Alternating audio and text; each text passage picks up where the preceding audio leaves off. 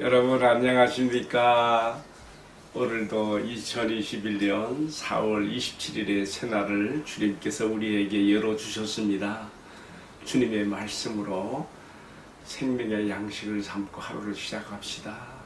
출애굽기 10장 1절로 11절까지 말씀 제가 봉독하겠습니다. 여호와께서 모세에게 이르시되 바로에게 들어가라. 내가 그의 마음과 그의 신하들의 마음을 완강하게 함은 나의 표징을 그들 중에 보이기 위함이며 내게 내가 애굽에서 행한 일들 곧 내가 그들 가운데서 행한 표징을 내 아들과 내 자손의 귀에 전하기 위함이라. 너희는 내가 여호와인 줄을 알리라. 모세와 아론이 바론에게 들어가서 그에게 이르되 히브리 사람의 하나님 여호와께서 말씀하시기를 네가 어느 때까지 내 앞에 겸비하지 아니하겠느냐. 내 백성을 보내라. 그들이 나를 섬길 것이라. 내가 만일 내 백성 보내기를 거절하면 내가 내일 메뚜기를 내 경내에 들어가게 하리니 메뚜기가 지면을 덮어서 사람이 땅을 볼 수 없을 것이라. 메뚜기가 내게 남은 그것 곧 우박을 면하고 남은 것을 먹으며 너희를 위하여 들여서 자라는 모든 나무를 먹을 것이며 또 내 집들과 내 모든 신하들의 집들과 모든 애굽 사람의 집들에 가득하리니 이는 내 아버지와 내 조상이 이 땅에서 있던 날 그날부터 오늘까지 보지 못하였던 것이리라 하셨다 하고 돌이켜 바로에게서 나오니라.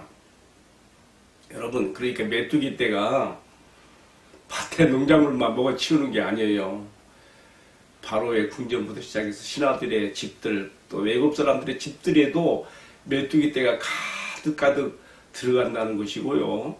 메뚜기가 하늘을 덮여서 땅이 보이지 않을 정도로 이 어마어마한 재앙이 몰려온다는 경고지요. 계속 읽겠습니다. 7절입니다. 바로의 신하들이 그에게 말하되 어느 때까지 이 사람이 우리의 함정이 되리이까 그 사람들을 보내어 그들의 하나님 여호와를 섬기게 하소서. 왕은 아직도 애굽이 망한 줄을 알지 못하시나이까 하고 모세와 아론을 바로에게로 다시 데려오니 바로가 그들에게 이르되 가서 너희 하나님 여호와를 섬기라. 갈 자는 누구냐. 모세가 이르되 우리가 여호와 앞에 절기를 지킬 것인즉 우리가 남녀노소와 양과 소를 데리고 가겠나이다.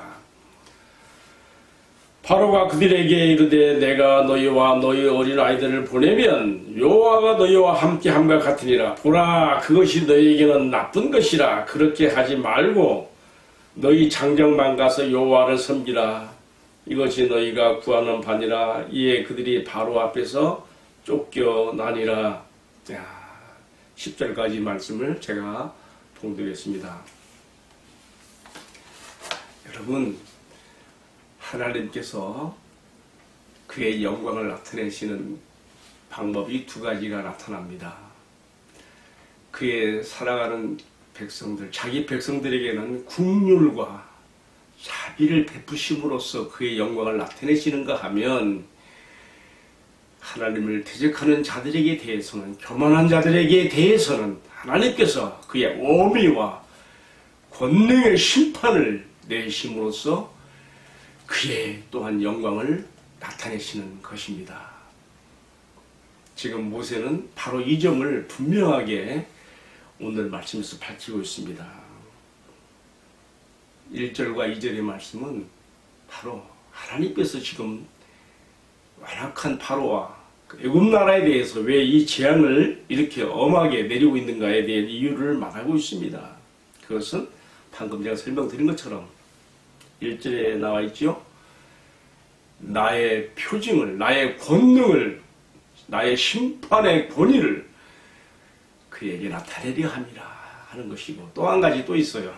그것은 이스라엘 자손들에게는 하나님이 어떠한 분이신가를 알게 하는 지식을 얻게 하기 위해서 이렇게 하는 것입니다.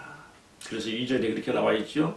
내가 그들 가운데 행한 것을 너희 자녀들이, 너희 자손들의 귀에 전하게 되기 위해서 이렇게 하는 것이라고 말하고 있습니다. 그러니까 지금 이 심판의 재앙을 집행하는 데 대행자로 쓰임받고 있는 모세 자신도, 그리고 지금 고센 땅에서 이 펼쳐지는 이 재앙들을 지금 지켜보고 있는 하나님의 백성, 이스라엘 백성들도 지금 하나님이 어떤 분이신가에 대한 하나님께 대한 지식을 지금 여기서 지금 배워가는 것입니다.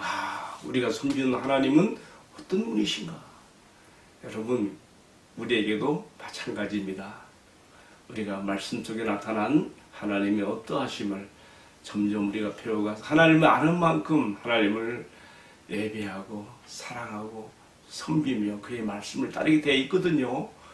우리는 일평생에 그렇게 살아야 되는 것입니다. 자, 방금 이처럼 하나님께서 왜 이렇게 계속적인 재앙을 애굽 왕 바로와 애굽 나라에 내리시는가에 대해서 지금 이유를 설명했습니다. 그러면서 이제 또다시 한번 8번째로 지금 모세가 바로 왕 앞에 가서 하는 얘기입니다. 네가 언제까지 겸비하지 아니하고 하나님 백성 이스라엘을 내놓지 않으려고 하느냐.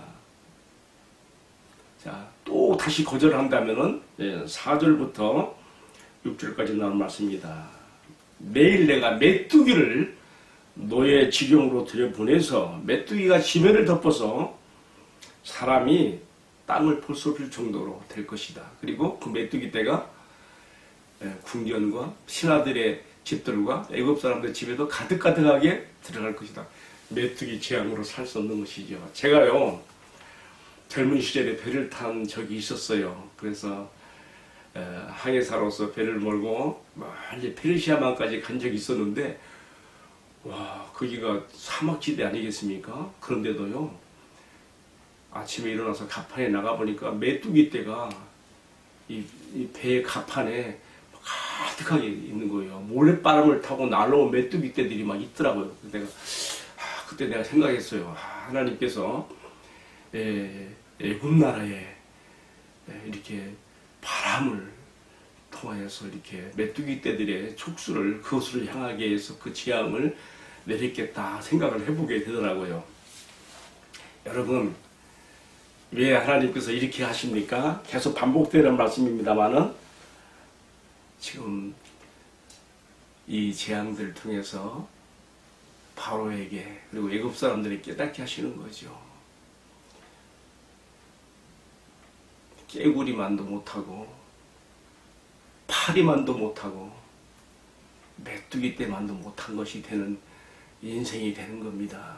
하나님의 이 거듭되는 재앙이 내려짐에도 불구하고 깨닫지 못하는 것은 그렇게 되는 거예요. 지금 우리가 7가지 재앙이 나오는 가운데 보았습니다마는 하나님의 뜻을 집행하기 위해서 그 미물인 개구리 떼들이요, 파리 떼들이요, 지금은 또 메뚜기 떼들이요, 다 그들의 방향 감각과 촉수를 애굽 나라를 향해서 향하고 있지 않습니까?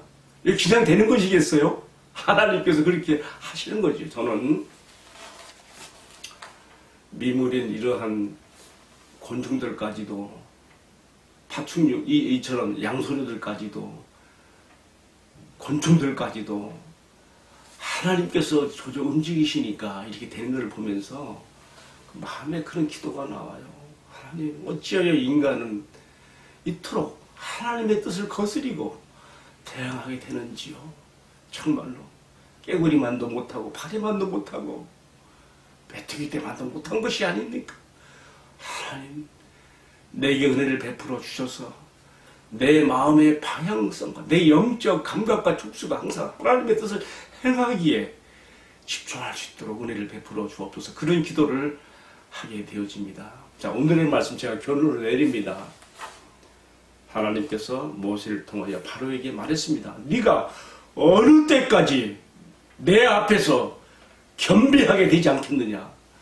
교만한 자를 향한 하나님의 진노가 쏟아지는 이유에 대해서 이렇게 말씀하고 있는 것이죠. 여러분, 이 말씀을 바로에게만 적용하지 맙시다.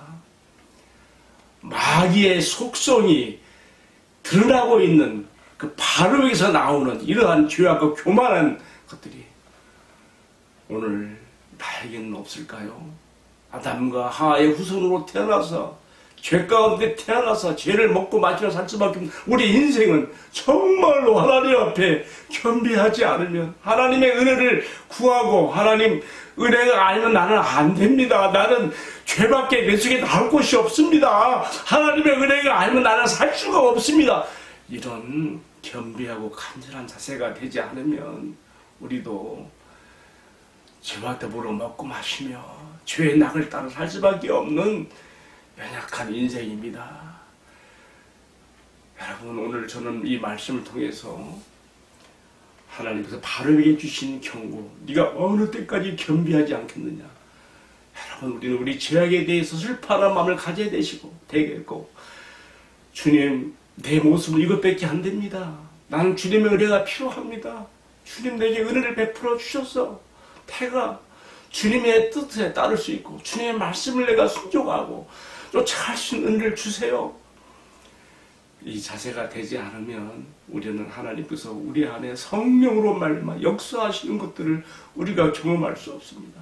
정말 내가 성화되고 성장되고 변화되는 것은 내가 주 앞에 겸비하게 돼요. 내가 나의 어떠함을 내가 주제 파악을 반드시 제대로 하고요. 그러니 나는 주님의 은혜가 필요합니다 하고 우리가 주님 앞에 내 자신을 드러내야 되는 건, 내려놓아야 되는 것입니다. 저는 이 동영상 설교 촬영을 하면서 댓글 다시는 분들이 이렇게 있어서 제가 답글을 또한 달아주고 있는데, 어저께 어떤 분이 그런 댓글을 달았어요. 정말 항상 나의 시선이 하나님께 향하여 있지 아니하면 크리스찬이 아닙니다. 네, 옳습니다. 옳습니다. 우리가 연약함을 알고 하나님의 은혜가 아니면 안 된다는 것을 알고 우리가 그렇게 24시간 360을 주님께 향하여 있어야 됩니다. 정말 그렇게 돼야 됩니다. 절실한 마음으로 이렇게 얘기합니다. 여러분, 하나님께서 자기 아들을 십자가에 피 흘려 죽게 하시기까지 우리 죄를 대신하시고 우리를 구원하셨다면 우리가 더 이상 이제 죄 때문에 고통받지 않도록 단번에 우리도 천사들처럼 온전하게 하시고 더 이상 죄 지을 가능성도 없을 만큼 그렇게 만들어주시면 얼마나 좋을까요?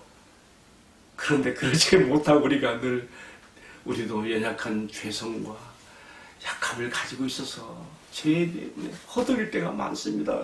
때로 그런 기도를 해보게 돼요. 주님, 왜 이렇게 연약함 가운데 두십니까?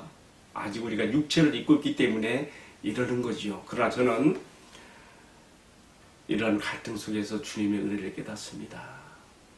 주님께서 나를 구원하시고 천사들처럼 그렇게 온전하게 하신다면 또 내가 내 안에 죄 지을 가능성도 없을 만큼 내가 완벽한 자, 온전한 자가 된다면 과연 내가 주님을 의지할 수 있을까요?